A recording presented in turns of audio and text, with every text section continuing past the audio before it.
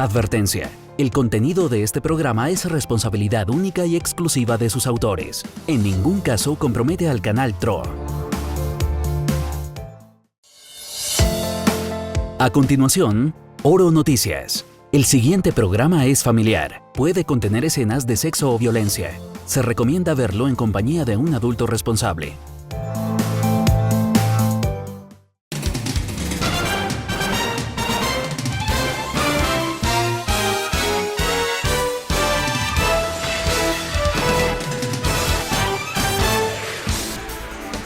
Derechos en Derecho. Buenas noches. Derechos en Derecho. La sección jurídica del informativo Oro Noticias se complace en presentar esta noche a todos ustedes un programa que ha despertado mucha inquietud. Hoy queremos hablar una vez más de la ley de insolvencia para personas naturales no comerciantes. Y nos complace tener una vez más en el set a nuestra invitada de gala, la abogada experta en este tema, la doctora María José Pardo. Doctora, buenas noches, un feliz año para usted, me alegra que en este 2025 nos esté acompañando.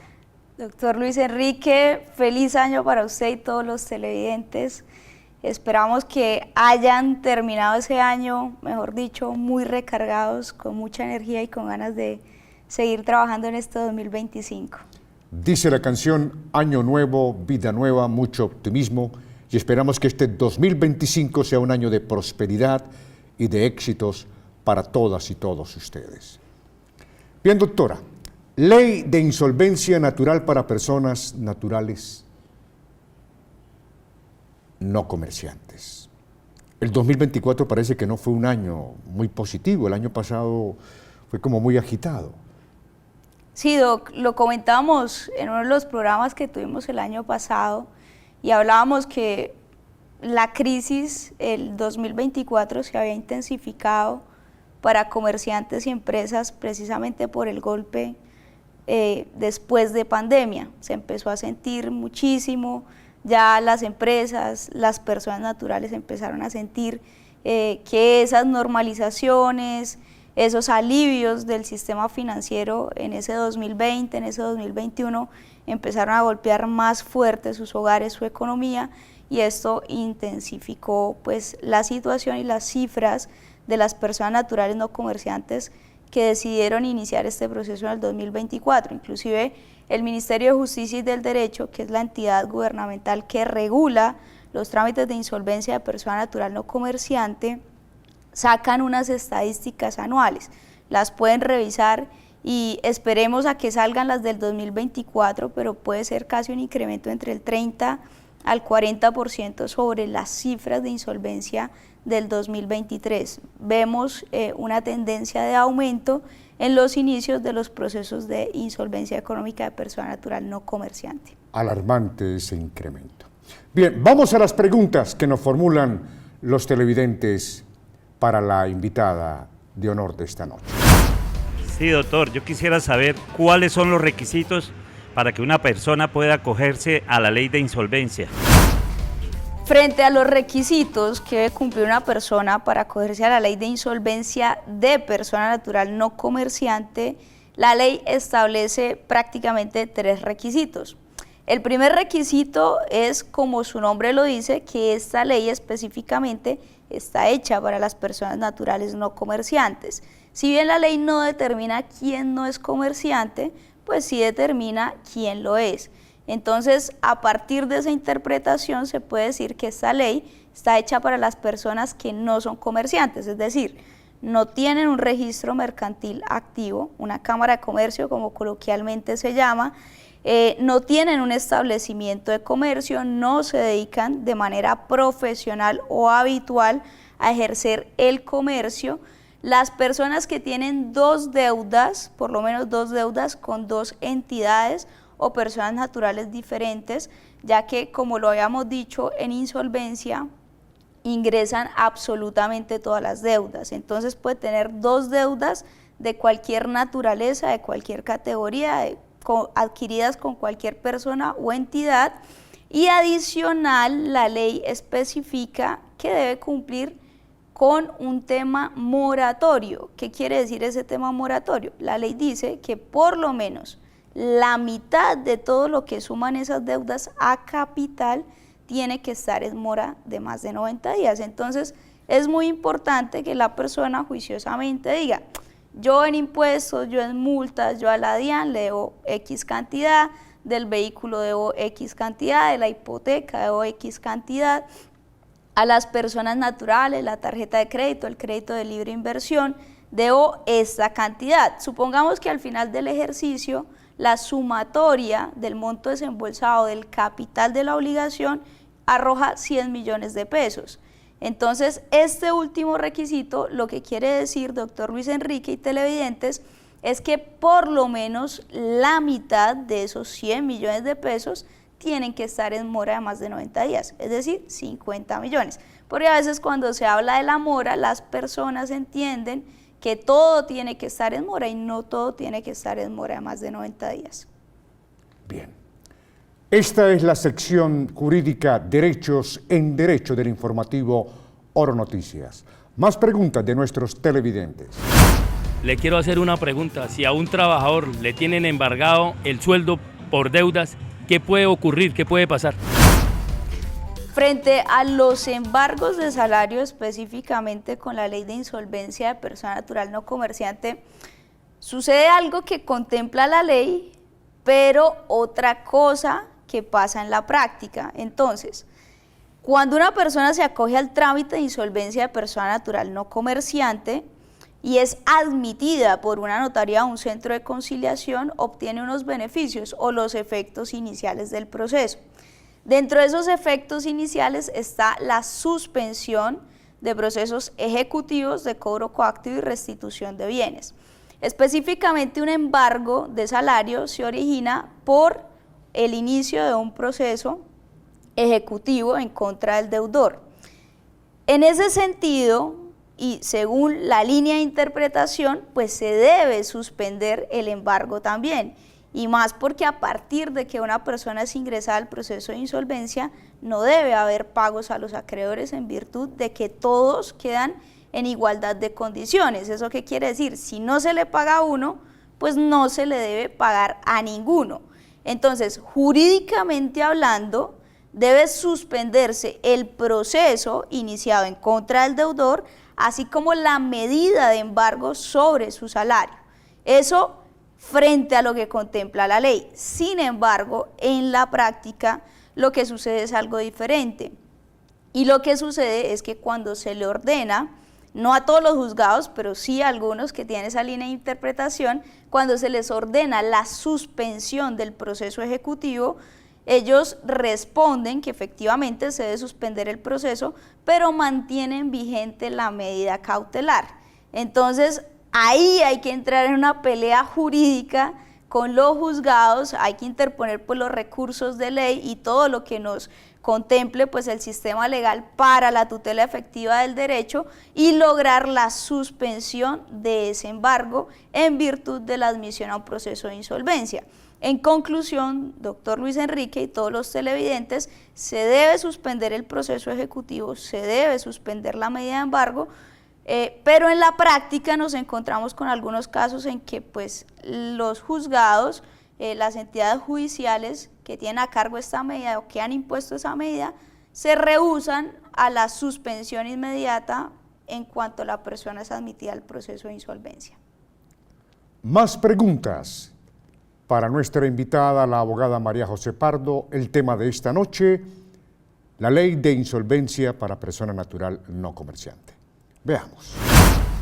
¿Cuántas leyes de insolvencia hay actualmente en Colombia? ¿Cuántas leyes de insolvencia existen? En la actualidad vigentes 3, la ley 550, la ley 1116 del 2006 y la ley 1564 del 2012.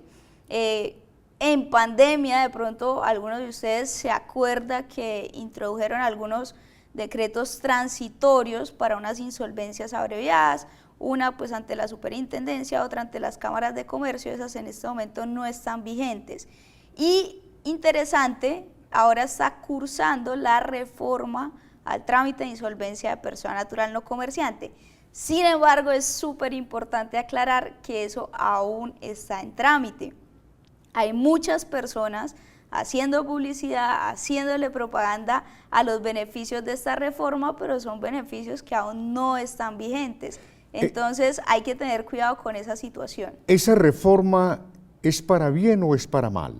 De quienes tienen deudas. Discúlpeme, por favor. No, tranquilo, me han invitado a varios programas de hablar sobre el tema.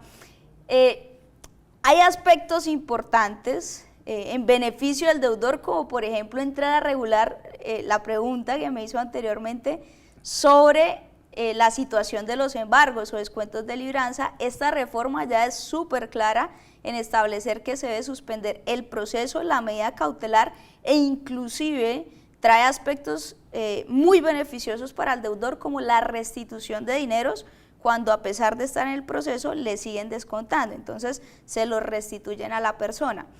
Introduce también algunos aspectos como abolir de cierta manera el domicilio. En este momento las personas que quieren acogerse a un trámite de insolvencia lo deben hacer en el domicilio donde vivan, pero esto abre la puerta a que algunos centros de conciliación que tengan la infraestructura para llevar a cabo procesos virtuales permitan que un deudor de cualquier lugar pueda hacer su proceso de insolvencia sin importar que ese centro de conciliación quede en el mismo domicilio.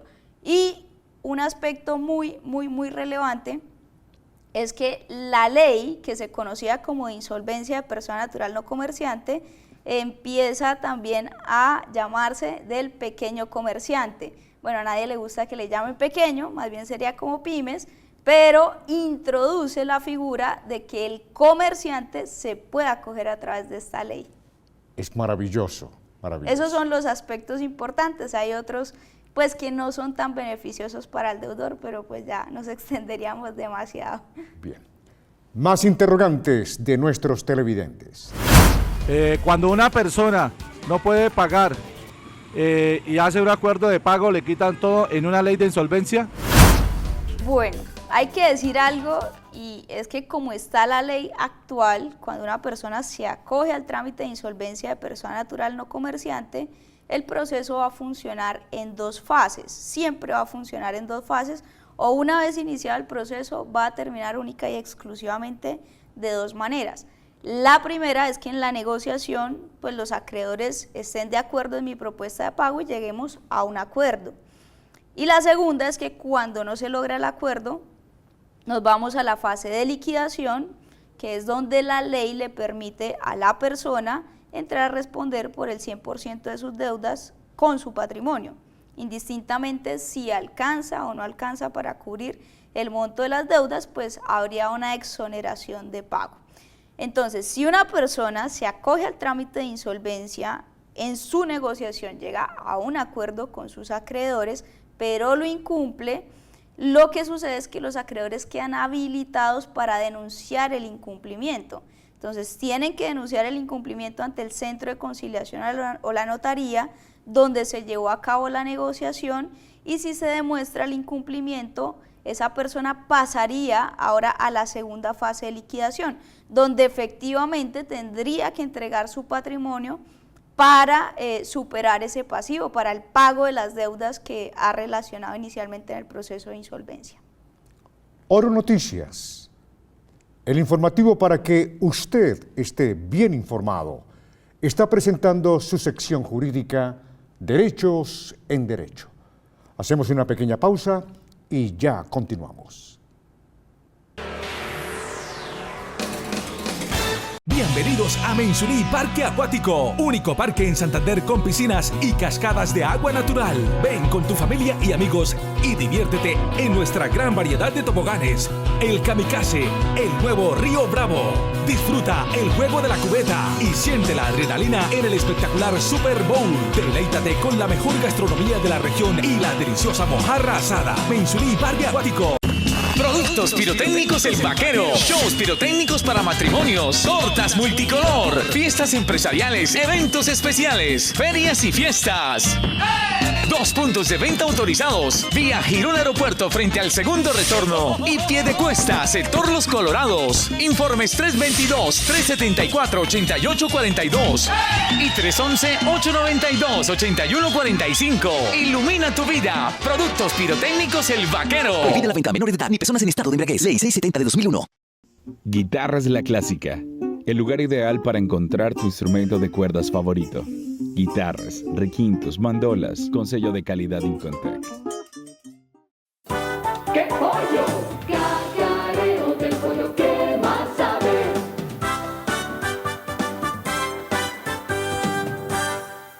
Historias de transformación. Ministerio TIC. Anteriormente, en Colombia no contábamos con plataformas de las emisiones de gases de efecto invernadero en el sector agropecuario. Con esta innovación, que gracias al Ministerio TIC podemos potenciar soluciones tecnológicas como esta para el beneficio del sector agropecuario. El Gobierno del Cambio, junto al Ministerio TIC, está apoyando a 500 empresarios del sector TI, fortaleciendo 33 ecosistemas regionales para impulsar la innovación y el emprendimiento. Estos son resultados que cambian vidas. Ministerio TIC. Comisión de Regulación de Comunicaciones. Estás viendo Canal TRO.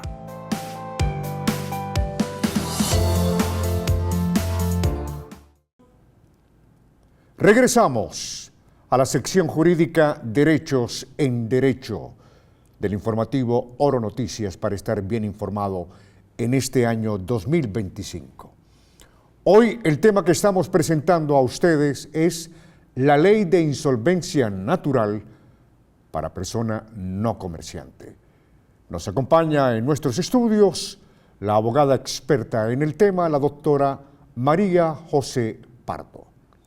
Bien, surgen muchas inquietudes, hay mucha expectativa, la gente se aferra como a una esperanza con esta ley de insolvencia económica para persona natural no comerciante. ¿Hay mucha gente que debe plata en Colombia, abogada?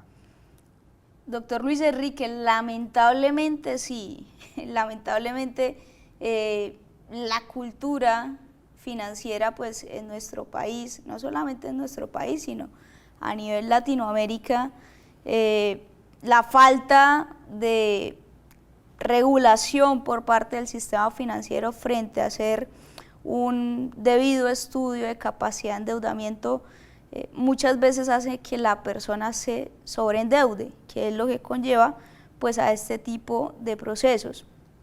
Que si el proceso de persona natural no comerciante significa una esperanza, un salvavidas, como bien lo llaman, o una segunda alternativa para reiniciar la vida financiera de las personas, lo es una herramienta que en Colombia es muy buena, trae muchos beneficios para el deudor, también para el sistema financiero, haciéndolo pues como la ley lo ha establecido, porque el proceso ha tenido una mala visión por parte de algunos de no pago e insolvencia, pues no es un proceso para no pagar, sino al contrario, es un proceso para responder de cara a los acreedores, bien sea a través de una negociación o de un proceso de liquidación, pero se responde a través de él. Entonces, ¿significa un salvavidas? Por supuesto que sí. Es una herramienta que hay que utilizar con mucha responsabilidad, precisamente por tanta desinformación que hay, por personas pues que inclusive ni son abogadas y están adelantando este tipo de trámites en cabeza de los deudores. Entonces delicado, hay que tener cuidado. Delicado. Si bien la ley no establece que se tenga que hacer a través de abogados, pues sí es un trámite jurídico financiero en el que hay que tener conocimientos. Pero ¿cómo es una persona que no es abogada para enviar un memorial a un juzgado solicitando de que la medida cautelar se suspenda, por ejemplo, en el caso de un embargo de un salario? En ese caso es el centro de conciliación el que lo hace, no tiene que ser específicamente el deudor o la persona que represente al deudor. Ahora, ¿se puede hacer? Bueno, ya habrán discusiones jurídicas si se permite. Quiero decir, ¿se debe tener un conocimiento jurídico? Por supuesto que sí. Hay que tener conocimiento jurídico porque es que En insolvencia, la persona, el deudor, esté representado o no, se va a enfrentar a temas complejos, a temas, por ejemplo, de discusiones de temas fiscales, de temas de garantías mobiliarias, de temas de intereses, de capitalización, de anatocismo, a veces se ven transgredidos los derechos al consumidor financiero y hay que saber de temas de consumidor financiero. Entonces, por eso, para que un deudor pues tenga todas las herramientas de hacer un buen proceso y de estar muy bien representado, pues debe buscar una asesoría de personas que realmente sepan del tema. Permítame, doctora María José Pardo, tenemos más preguntas de nuestros televidentes. ¿Con la ley de insolvencia se pueden rajar intereses? Los intereses tienen una connotación acá en el proceso de insolvencia diferente, ¿listo? Entonces, acá se parte de la voluntad del acreedor, de la voluntad del deudor. Es un mito, y desde ya pues lo quitamos, que en el trámite de insolvencia solo se va a pagar capital, es decir, que automáticamente por entrar a un proceso de insolvencia, los acreedores, las personas, las entidades a las que les debo, me tengan que condonar los intereses. Eso no es cierto, desde ya decimos no es cierto. Lo que pasa es que cuando el deudor entra a insolvencia, queda habilitado para hacer propuestas de pago que sean objetivas con su situación económica. Entonces es muy usual, es una práctica generalizada en este tipo de trámites que el deudor, como primera propuesta, solicite la condonación de todos los intereses causados. Entonces, si el acreedor está de acuerdo, se condonan, por supuesto que sí, porque partimos del acuerdo que hace el acreedor con el deudor, pero no porque el deudor se lo imponga o porque yo entro a un proceso de insolvencia y sí o sí me tienen que condonar, no, porque yo lo propongo y el acreedor está de acuerdo sobre los intereses causados o lo que se llama intereses moratorios. Pero si yo a usted a capital, usted me prestó 100 millones de pesos, si bien iban ya 50 millones a intereses y usted me los condona, fácilmente me puede decir, perfecto, sobre esos 50 los vamos a condonar, pero venga y pactemos una nueva tasa de interés sobre los 100 millones, entonces habría reconocimiento de un interés futuro. Es decir, que es un mito, no es cierto que por entrar a un proceso de insolvencia a mí sí o sí me tengan que condonar los intereses, y también es un mito que yo solo vaya a pagar el capital, porque inclusive en las negociaciones las entidades financieras aceptan la condonación de intereses, pero solicitan el reconocimiento de una tasa de interés futura. Entonces, para que se tenga en cuenta esa información.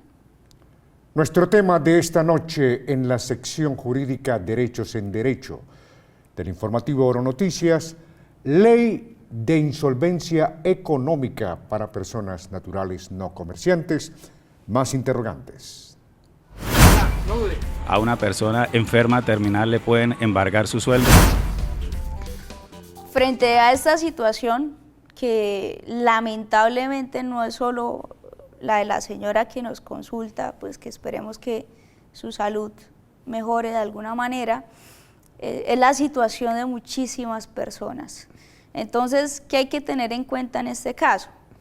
Toda deuda tiene un seguro, toda deuda con el sistema financiero, con el sector financiero, tiene un seguro. Entonces, si la persona viene al día en el pago de esa obligación y suceden este tipo de eventualidades, puede revisar si el seguro cubre esa eventualidad para que haga una reclamación y pues no tenga que pagar la deuda, o mire cómo puede aplicar una póliza, eso en ese caso. Pero supongamos que la persona está en mora, ya viene en mora en la obligación y pregunta que si la pueden embargar. La situación de salud no es atenuante para que el acreedor o la persona a la que le debe pues tenga que abstraerse o no esté habilitada para iniciar un proceso ejecutivo y posteriormente un embargo. Es decir, independientemente del estado de salud, lamentablemente, allá sí la pueden embargar. Entonces se revisa si la pueden embargar o no la pueden embargar. Pero lo más importante es que si está a punto de perder su patrimonio, si está a punto de que le embarguen su salario, inclusive si ya tiene el salario embargado producto de esta lamentable situación, siempre va a tener la alternativa de, si cumple los requisitos, acogerse al trámite de insolvencia, poner de presente su situación, porque dentro del proceso se escucha las causas que conllevan a esta situación de insolvencia. Muchas veces las entidades tienen en cuenta esas causas para tomar la decisión y poder apoyar en el proceso a esta persona. Doctora, alguien me preguntaba, ¿cómo funciona con la ley de insolvencia económica el tema de intereses sobre intereses?